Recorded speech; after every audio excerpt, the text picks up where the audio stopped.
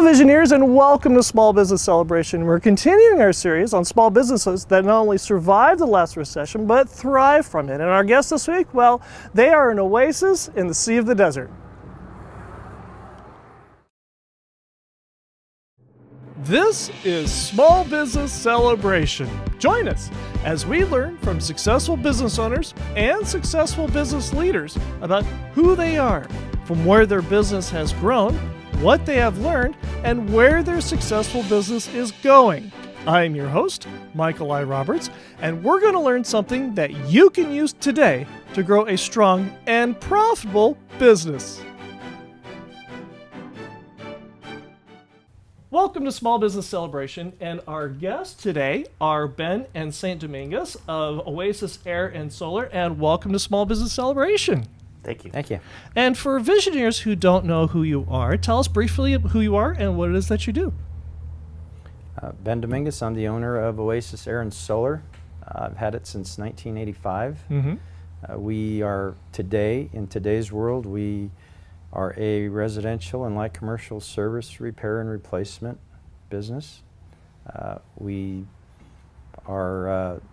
take a whole home approach to what we do rather than just looking at a box. We like to say we think outside the box being the air conditioner, because there's so many other things that make that box work properly. I'm Saint Dominguez. I'm the vice president. Basic day-to-day operation, and really what I specialize in is home performance. How the whole house works in general, and how to make it more efficient, safer, better air quality, and lower your utility bill.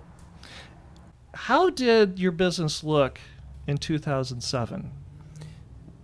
In 2007, it was gloomy. In 2006, like a lot of people, it was booming. We were heavily involved in residential new construction. And when that stopped, 2007 was challenging. 2008 is when it really took its toll on us. We went from 2006, 58 employees to 2008, 18 employees. Wow. So it was a lot of regrouping, and fortunately we were already doing service and replacement work, but we were fortunate to really able to focus more on that part of the business and get away from the new construction side.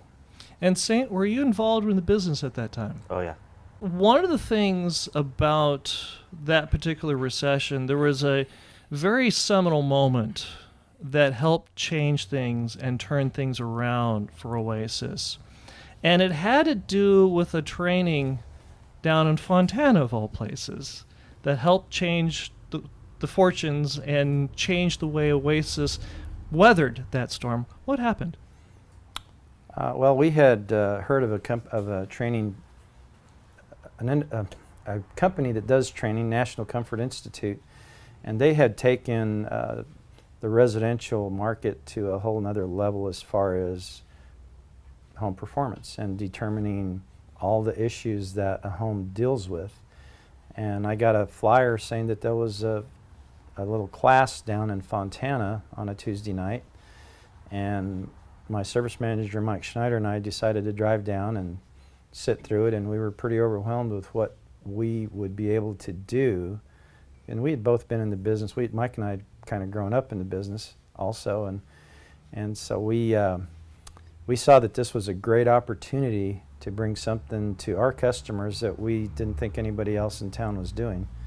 So we were very fortunate to get involved with that organization. Over the next couple of years, we sent all our employees through this one-week training, and it was a great investment. I think a lot of people stayed away from it because they thought it was just a huge expense. We looked at it as a great investment. We had to buy a lot of this stuff that's behind me to use to look at the house and measure a lot of areas that that you wouldn't typically think about. But it was educating. It was very eye-opening in our industry. Yeah. Really? How so? Well, I mean, here you've done, we were in this new construction market that just stopped literally overnight. Right. Went from doing 1,000 houses a year to 20. And we had to find I mean, all of a sudden this business it's gone. You know, that money's Right. gone. And this thing was so eye-opening that we really thought we knew air conditioning. We really thought we knew what we were doing, and we did. We were one of the leading people. And then Right. and then you go to this class and you're like, whoa, there was this whole other world to air conditioning and how it's done that we never even realized we didn't know. Wow. And I think that was the greatest part Right. of it, is when we come back to town, and it's like, nobody around here knows this, because nobody knew. You didn't know. Sure. It's that sure, simple. Sure. And so it was really eye-opening, and actually it was very exciting, because, you know, we went from this, what I felt was a very scary moment, like, what are we going to do, Right. to, man, look at this stuff we can do. You know, Right. it was kind of cool. So. It sounds like this training had three very important effects. One is it gave you education in something that you had previously no knowledge of. Second of all, it gave you a competitive advantage over everybody else in town in the air conditioning market. But most importantly, it got everybody excited and motivated. Very much so. Very. Tell us why, of those three, why the excitement was so key to not only surviving the recession, but excelling and coming out way far ahead on it. Well, I think we had created a culture already. Fortunately, we had some longtime employees Right. that were very dedicated to this trade and very dedicated to our customer base. And so to be able to bring something better and, to our customer base, to feel that you maybe had a leg up on everybody else because of your education and, what you could walk into a house and do.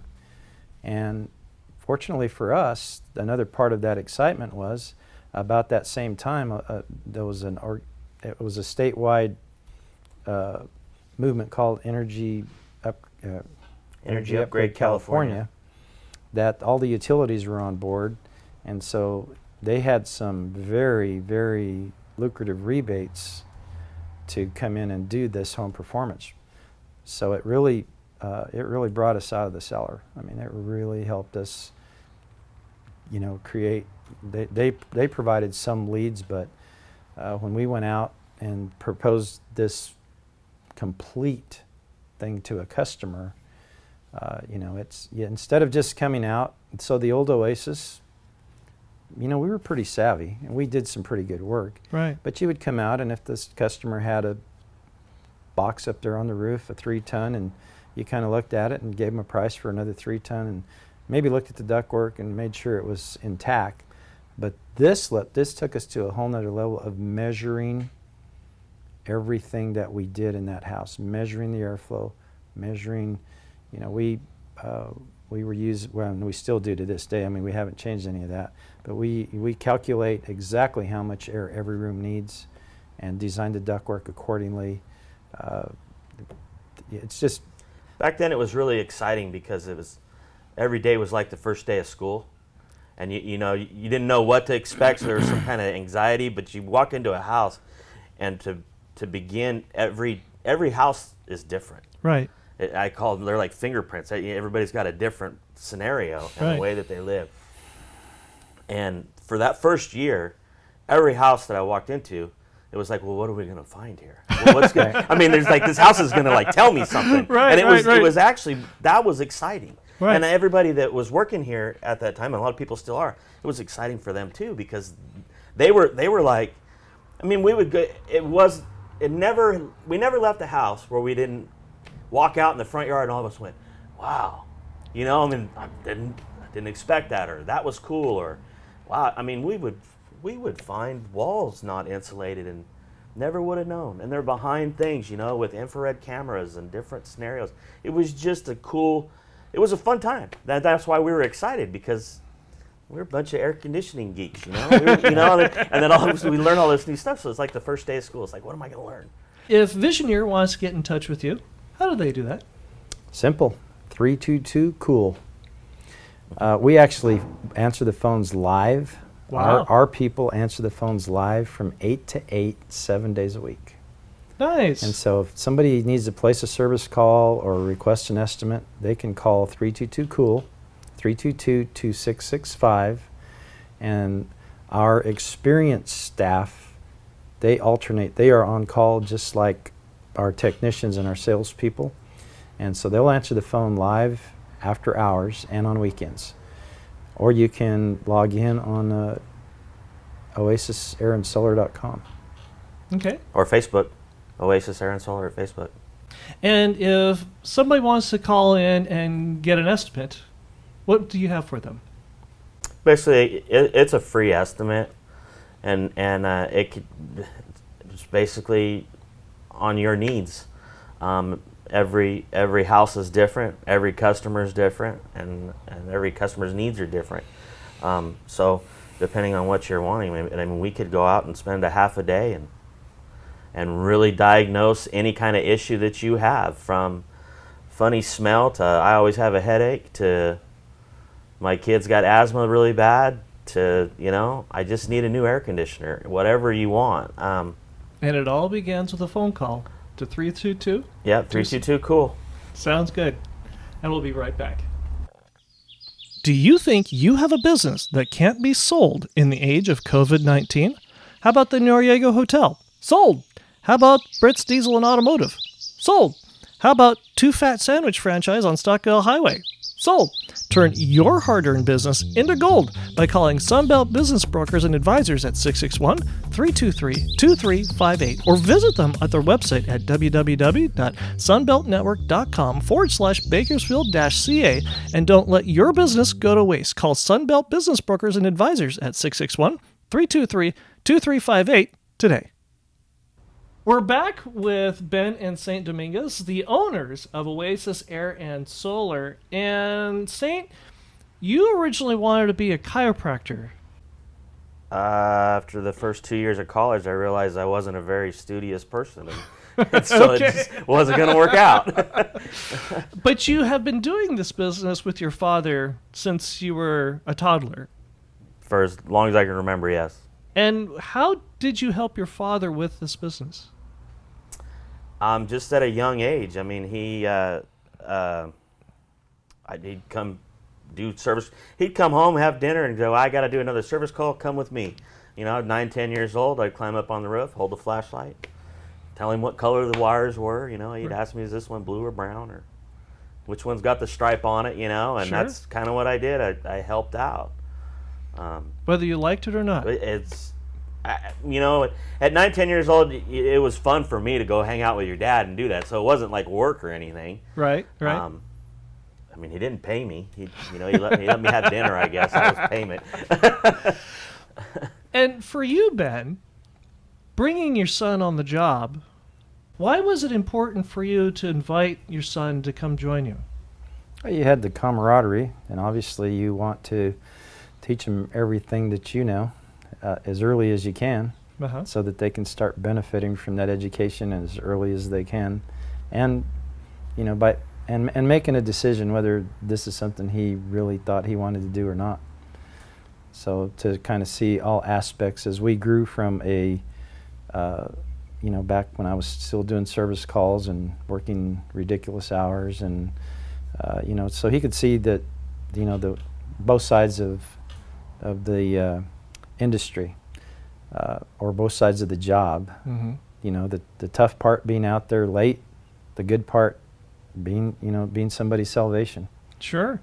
That's a good point too, because this isn't for everybody, and every summer every summer here we bring on a kid, some youngster that's going to come in and they're going to do this, and some of them really love it and thrive with it, and some of them they figure out real fast. I mean, I've had people that come out 2 weeks later. I said, "What do you think?" And they're right out. They're seniors in high school.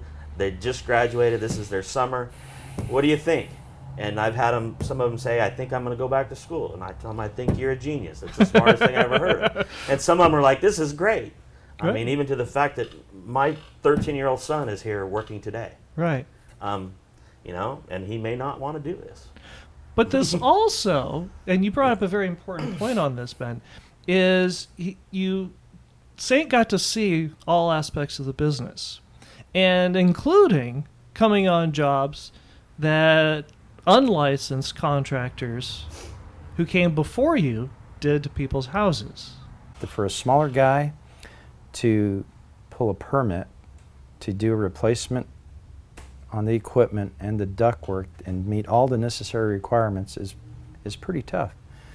You know, it's easy for them to go change a box on the roof, Right. but to go into the home, go into the attic, spend 2 or 3 days replacing all the existing ductwork that is either undersized or deteriorated, and sealing the attic with foam, and pressurizing the house to make sure that you've got all the proper air changes, and then reducting and rebalancing the airflow, re-insulating. It's a big job. Right. 20 years ago, they were just concerned that you put a new unit on there. Right. I don't even think they really looked at the size, whether it was sized properly or not. In today's world, we make sure it's sized properly. We have a third party come in. It is the law. It's really, you're breaking the law if you replace a unit without pulling a permit. You're breaking the law. So some of the requirements are proper airflow. You check duct leakage, you check the refrigerant charge, you check the fan watt draw, and we have to hire a third party rater to come in behind us. That's part of the law, part of the process, and he checks everything that we do, and he's certified to do that. If he finds a discrepancy someplace, we have to go back and make that correction, satisfy his requirements, and then the city inspector comes in, and we have to satisfy their requirements. Theirs is a lot more of a safety issue to make sure that there's proper framing to support the equipment. There's proper electrical safety is in place as far as fuses, the right size fuse, the right size wire, the right size breakers. Right.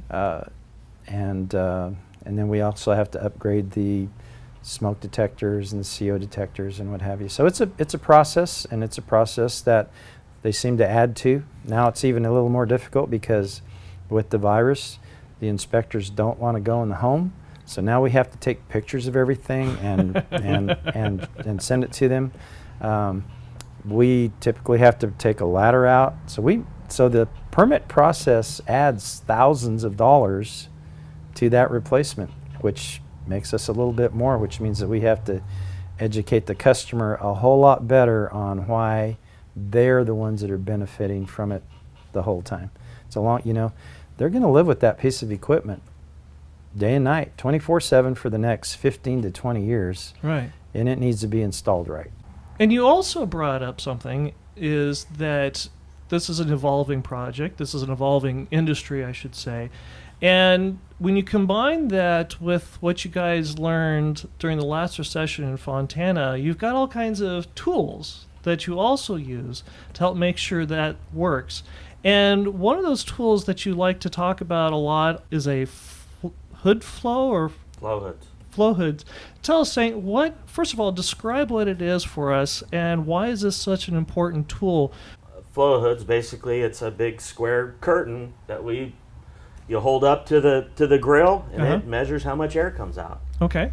And for instance, I could go to your house, anybody's home, Right. and I could walk through and I could test each room, and then go to you and say, I bet you have a problem with this room before you ever even told me that you had one. And people usually look at me and are like, how did you know that? Because I knew that's what I do. But it's a flow hood. I mean, it's a piece of equipment. It's an expensive piece of equipment. But it's something that we use on a very regular basis. One of the other pieces of equipment that you use is, especially on very older homes, is an item that actually takes up a whole door frame, does it not? Yep. And for those of you who are watching the program, you can see it sitting behind Ben. But for those listening to the program, Saint, explain to us what this piece of equipment is and why it's so important. Basically, it's a kind of a tarp with a hole in it with a big giant fan. Okay. and we block your door off, and we set up your house, kind of seal your house up, and I turn this fan on and I suck all the air out of your house. And hopefully you're not in it, right? I mean, to a certain extent, you know. And then once I do that, it tells me how much your house leaks. And then I can, you know, have an infrared camera. I could go around and I can actually see the leaks. I can see how your house breathes in and out, and where you're losing your hot air or your cold air, or maybe you have a room that has a problem and why it has a problem, insulation levels, safety factors. I find a lot of times we do this and we find that people's water heaters don't vent properly because of that. There's a lot of carbon monoxide comes into the home, certain areas, and people they never knew it, never even realized it. Sure. Well, when we come back, we're going to talk about education, because it sounds like, especially with you two, education is very much a key to the success of your business. And we'll be right back. Can you believe our 100th episode is right around the corner? Neither can I. But who would you like to see as our guest here on Small Business Celebration's 100th episode? Well, if you've got a thought, leave their name in the comment section below, and your guest of your choice could be here on Small Business Celebration for our 100th episode. So leave your thoughts in the comment section below, and who knows? Your guest could be our guest here on Small Business Celebration's 100th episode. Back with Ben and Saint Dominguez, the owners of Oasis Air and Solar. Education has always been a big part of your business and the way you do things. And in fact, the Dale Carnegie course was a big influencer on the way you guys do business. Well, years ago, I belonged to, and still do, the Hispanic Chamber of Commerce, and they would have these lunch and learn. One of them was a gentleman that was over Dale Carnegie at the time, Jim Pennico, very convincing, very great speaker. He did a presentation, and I was just really, really intrigued. So we met, and he was at that time, and I'm not sure if they're still doing it in Bakersfield or not, but they would actually have you would actually gather at a meeting once a week. I think it was 12 or 13 weeks for about 4 hours, and you would discuss. It was about public speaking, how to become a better public speaker, but it was far beyond that, because you talked about one major project in your life that was very meaningful to you. You talked about some things that you had to overcome that were very meaningful to you, and he told us in the beginning, you're going to cry, you're going to laugh, you're going to bond, but you're going to come out of here a different person. And really, it's how you see the world. It's how to see the world through someone else's eyes. That's how I always remember it. So we had a little windfall in at that time, and I took my whole management staff. I think there was 7 of us at the time, and so we went through that, and it's been very rewarding. To this day, I think people, we have a former employee that had been here for 17 years, and she's been gone a couple of years. She's working for the county now, and she called me, or she actually texted me Saturday night saying she's in the call center and it's just crazy what she's going through. And she said, I had to go back to my Dale Carnegie days to help deal with some of these people, because you have to see where they're coming from. Right. Right. You have to see. And so I think it helped us because we are really so dedicated to customer service that it's about listening. It's about listening. It's not about who you are, it's about who they are. A big lesson from the Dale Carnegie course is overcoming. And that's a lesson that no successful business ever stops learning. What happened? Residential new construction crashed. Okay. So to speak. Sure. It went away, and we had to find a new avenue. New construction was a thing that we did, thousands of houses a year. Mm-hmm. And we did it because that was the work that was available. And we learned a valuable lesson when we started going in the avenue of the home performance like we do now, because me personally, I dealt with a lot of contractors. I never met a homeowner. I never got to see a homeowner. You know, they give me a set of plans and they say, put this in, and we went and put it in like they said, and you know, how fast can you do it and how cheap can you do it? That's how it was, you know. And then all of a sudden we made this transition and into home performance, and you got to see a homeowner, and it's extremely gratifying to make individual homeowners happy and to see what they do. So much more gratifying than what we were doing. We were just a part of the puzzle building the house. You know? Sure. It was really kind of meaningless. There was no love or heart or soul or anything to it. Now, you know, I've left homes and I'll be friends with these people for life. You know, I mean, you bond. It's more gratifying. It was a huge gratifying experience to make that transition. You know, we had to put our pride. I had to put my pride aside. You know, there was a long time I wanted to beat on my chest and it's like, oh yeah, we did 1,300 houses this year. Oh yeah, I did more than anybody. You know, and it was a pride thing, and you were kind of doing this, and then you started to realize that, you know, I guess you kind of realize that you're making a mistake. I'm not doing a good justice for the person that's going to move in this house, and I don't even know this person. I don't even know who's going to buy the house. It's not even sold. It's just a house. Right. And there, you know, and it just was kind of eye-opening, and of course the crash of the housing market kind of helped us discover that, oh wow, there's this other avenue, and it's so much more gratifying. Sometimes pain is a good thing. Yeah, it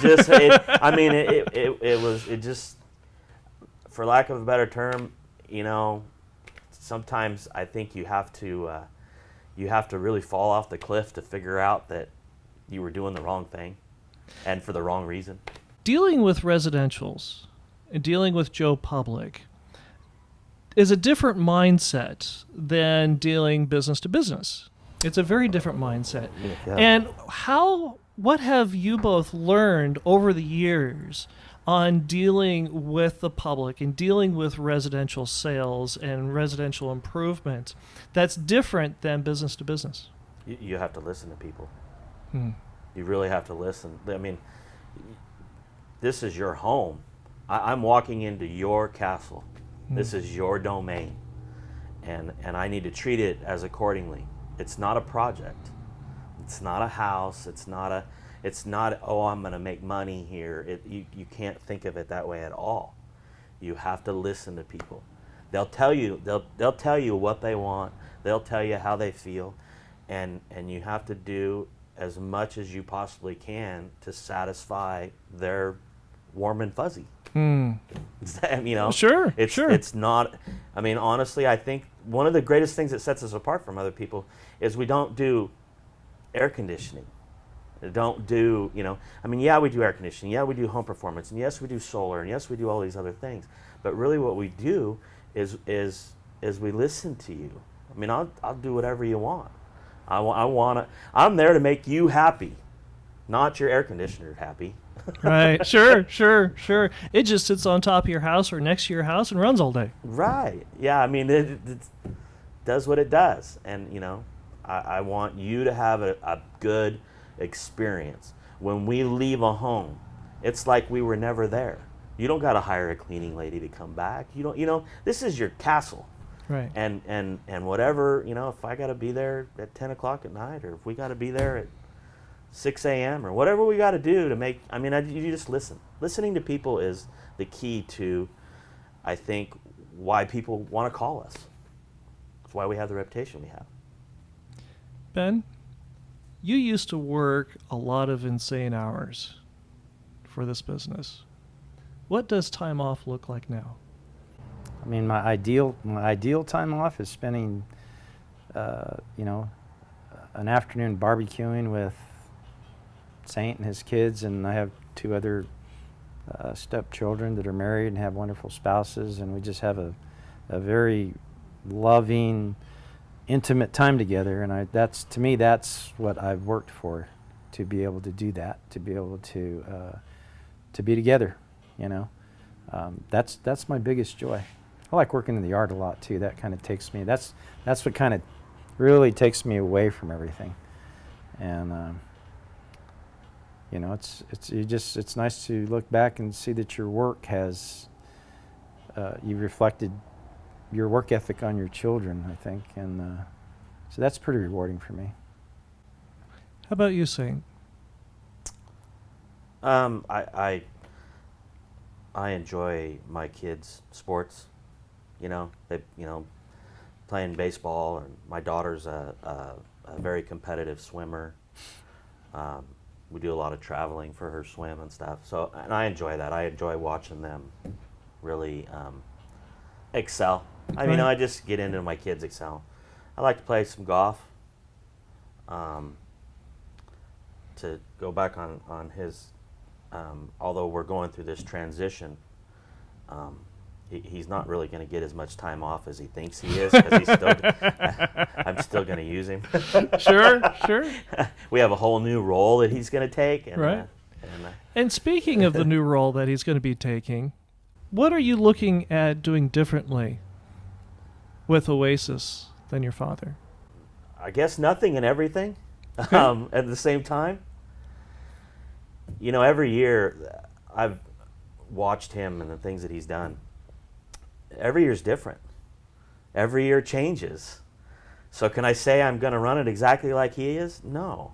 I think that I'm gonna change and evolve with the times and the education. Continue to learn the way.